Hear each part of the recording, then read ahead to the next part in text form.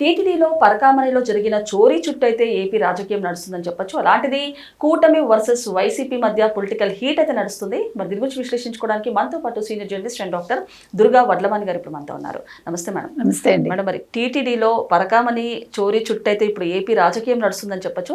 అలాంటిది ఆ దొంగని మీరెందుకు వదిలేశారని ఒకరు ఆరోపిస్తుంటే మరొకరు మీరెందుకు పట్టుకోలేదంటూ మరొకరు ఆరోపణలు అయితే చేసుకుంటున్నారు. ఏంటంటారు మేడం, అసలు ఏం జరిగిందంటారు? అంటే 2023 ఏప్రిల్ 29 అనుకుంటా పరకామణిలో ఈ రవికుమార్ అనే అతను పట్టుబడ్డాడు. ఇతను ఒక మఠం తరఫున గుమాస్తాగా పనిచేసేవాడు. ఇంచుమించు 20 ఏళ్ళు పైగానే పనిచేశాడు టీటీడీలో, తిరుమల పరకామణిలో. అయితే అతను ఈ విదేశీ కరెన్సీ లెక్క పెట్టేవాట. ఆ లెక్క పెట్టడంలో ఆ రోజు ఇంచుమించు $900 ఎంతో అతను ఒక ప్రత్యేకంగా ఒక జేబు కుట్టించుకుని దాంట్లో ఈ డబ్బు పెట్టుకునేవాడు. పట్టుబడ్డాక అతను అంతకుముందు చాలాసార్లు అలా చేశాడని, ఇంచుమించు 100 కోట్ల పైగా అతను ఆ రకంగా డబ్బులు తినేశాడు స్వామివారి అని. అయితే పట్టుకున్నాక ఏమైంది, అతని చేత ఎంత ట్విస్ట్లు చేయించారంటే, అప్పుడు భూమన కరుణాకర్ రెడ్డి ఉన్నట్టున్నారు.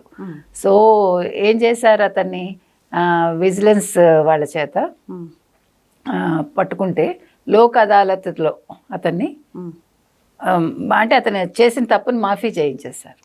ఈలోగా ఏం చేశారు, అతని చేత అతనికి వాళ్ళ భార్య పేరున ఆస్తులు, తర్వాత మద్రాసు టీ నగర్లో త్యాగరాజ నగర్లో ఉండే ఇల్లు ఏదో అవన్నీ కూడా స్వామి వారి పేరున రాయించేశారు గిఫ్ట్ డీడ్ కింద. అది అసలు ఏంటది, ఏమైనా అర్థం ఉందా? ఇప్పుడు మీరు 100 కోట్లు సొమ్ము దోచేశారండి, ఈ సొమ్ము అక్కడ రెడీగా పెట్టించాలా లేకపోతే ఈ ఆస్తులు రాయిస్తారా? ఈ 100 కోట్లు భూమనకి ఎంత వెళ్ళింది, మిగతా వాళ్ళకి ఎంత వెళ్ళింది? ఇప్పుడు అసలు అతను ఏమయ్యాడా, రవికుమార్ అనే వ్యక్తి ఇప్పుడు బతుకున్నాడా లేదా? ఇప్పుడు దీని మీద కూటమి దృష్టి పెట్టింది. పెడితే భానుప్రకాష్ తెలుసు కదా మీకు, ఆయన తిరుపతికి చెందిన ఆయన వచ్చి కోర్టులో కేసు వేశారు దీని మీద తేల్చమని. సో కోర్టు ఏమంది, సిఐడి విచారణ జరిపించమంటే అక్కడ ఉండే ఒక మాజీ విజిలెన్స్ అధికారి అతను అన్నాడు, ఆ రోజు పోలీసులే బలవంతంగా ఈ కేసు మాఫీ చేయించారని ఆయన చెప్తున్నాడు. భూమన్ అంటాడు, ఇది అసలు ఎప్పటి నుంచో జరుగుతోంది, 20 ఏళ్ళుగా ఇవంతా కూడా ఈ దొంగతనాలు, మరి అప్పుడెందుకు పట్టుకోలేదు, చంద్రబాబు హయాంలో కూడా జరిగింది, ఒకవేళ నిజంగా నా హయాంలో జరిగింది అని తెలిస్తే నా తల నరుక్కుంటానంటాడు. నువ్వు తల నరుక్కోవడం ఎందుకు, సిఐడి విచారణ జరగని, సవాల్ ప్రూవ్ చేస్తే ఎందుకు 2 రోజులు ఆగు, అన్ని ప్రూవ్ అవుతాయని భానుప్రకాష్ అంటున్నాడు. కిరణ్ రాయల్ అంటాడు, అసలు రవికుమార్ బతుకున్నాడా లేడా అనేది ఆయన అంటాడు. అంటే ఇవాళ భూమన కరుణాకర్ రెడ్డే కాదు, మరి వైవి సుబ్బారెడ్డి హయాంలో ఏం జరిగింది, అసలు స్వామివారికి వచ్చే కానుకలని ఏ రకంగా మాయం చేశారు, మరి ఈ లెక్కన ఒక డబ్బే పోయిందా, ఇంకా లేకపోతే బంగారం పోయిందా, ఆయనకు వచ్చినవన్నీ కూడా ఉన్నాయా అక్కడ నిజంగా, ఆ ఉన్నవి అసలా నకిలీయా, అది కూడా భక్తులు ఆందోళన చెందుతున్నారు. ఇప్పుడు దేవుడి మీద ప్రేమతో మనం ఇచ్చే కానుకలు వీళ్ళు అమ్మేసుకుని లేకపోతే దాన్ని ఏదో చేసేస్తే ఇంకేంటండి, మరి క్రిస్టియన్స్గా ఉండి వీళ్ళందరూ కూడా అసలు టీటీడీ చైర్మన్గా చేయడం ఏంటి? ఆ ప్రశ్న వేస్తే నేనేం తప్పు చేయలేదు, నా మీద తప్పు ప్రూవ్ అయితే నేను తల నరుక్కుంటాను, ఏ రోజుల్లో ఉన్నావు నువ్వు? ఇంకొకటి మేడం, అంటే సాక్షాత్ వెంకటేశ్వర స్వామిని దర్శించుకోవాలంటే అదృష్టం ఉండాలి, అంటే అక్కడి వరకు వెళ్ళాలంటే ఆ స్వామి వారి అనుగ్రహం ఉండాలి అంటారు. అలాంటిది ఆ స్వామి వారిని రాజకీయాల్లోకి లాగడము ఎంతవరకు కరెక్ట్ అంటే? చాలా అసహ్యంగా ఉందండి. అసలు తిరుపతి లడ్డు వ్యవహారం నుంచి మొదలయ్యి రోజుకోటి బయటకు వస్తుందండి. అంటే వీళ్ళ 5 ఏళ్ల పాలన ఎలా ఉందో చూడండి. ఇందాకే మనం మాట్లాడుకున్న మొత్తం దోచేశారని, ఆఖరికి తిరుమలను కూడా భ్రష్టు పట్టించారు, వెంకటేశ్వర స్వామిని కూడా వాళ్ళు రోడ్డు మీదకి ఈడుస్తున్నారు. ఎంత అన్యాయం అండి అది, ఒక స్వామికే దిక్కు లేదా? అసలు స్వామి ఆస్తులకి రక్షణ లేదా?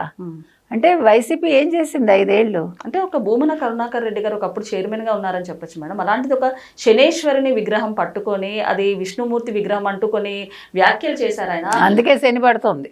ఇప్పుడు ఆ శని దగ్గరికి వెళ్ళి నాటకాలు ఆడాడు కదా, అందుకే శని బాగా పట్టుకున్నాడు ఇప్పుడు. అందుకే ఈ కేసు బయటకు వచ్చి నేను తల నరుక్కుంటానంటున్నాడు. నువ్వు తల ఏం నరుక్కోక్కర్లే, తేడా వస్తే జైలుకి వెళ్దు కానీ. నేను అనేది ఏంటంటే తప్పండి అది అసలు. అంటే వీళ్ళందరూ కూడా చూసారా, హిందూ మతం అన్నా హిందూ దేవుళ్ళన్నా వీళ్ళకి ఇష్టం ఉండదు, ఆస్తులు మాత్రం కావాలి. ఆ దేవుడు ఆస్తులు కావాలి, దేవుడు డబ్బు కావాలి, దేవుడు నగలు కావాలి, దేవుడు భూములు కావాలి. ఎంత దారుణం చూడండి అసలు. అంటే ఒక భయం లేకుండా అయిపోయిందండి. మరి ఈ లెక్కన అసలు సెక్యులర్ అనే పదం తీసేయాలా వద్దా? ఎవడికి వాడు రెచ్చిపోతాడు.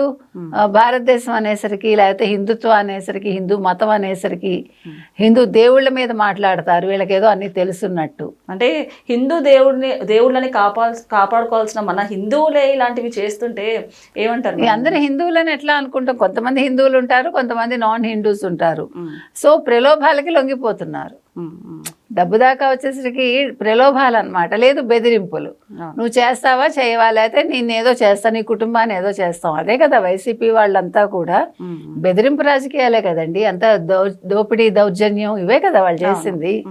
సో అందుకని ఆ ఇంపాక్ట్ ఇక్కడ జరుగుతోంది కదా.